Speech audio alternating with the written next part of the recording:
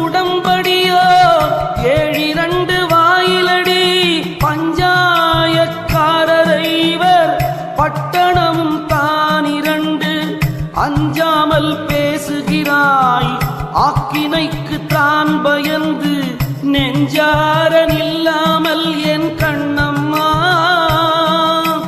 நிலை கடந்து வாடுரண்டி.